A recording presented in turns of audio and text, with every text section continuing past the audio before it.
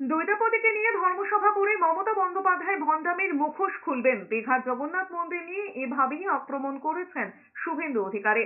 রাজ্যের বিরোধী দলনেতা শুভেন্দু অধিকারী বলেছেন, দীঘায় যেটা হয়েছে সেটা মন্দির নয়, সরকারি টাকায় মন্দির, মসজিদ বা অন্য কোনো ধর্মীয় উপাসনা স্থল তৈরি করা যায় না। ওখানে যেটা হয়েছে সেটা জগন্নাথ ধাম কালচারাল সেন্টার বা সাংস্কৃতিক মঞ্চ।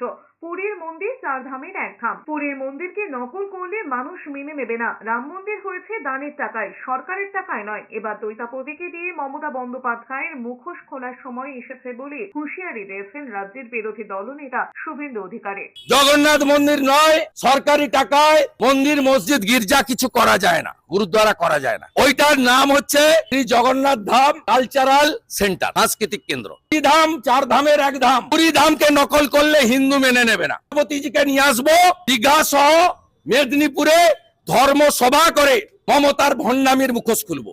আর ওটা মন্দির নয়, ওটা কালচারাল সেন্টার, সরকারি টাকায়। আমরা রাম মন্দির গড়েছি হিন্দুদের টাকায়, সরকারের টাকায় নয়।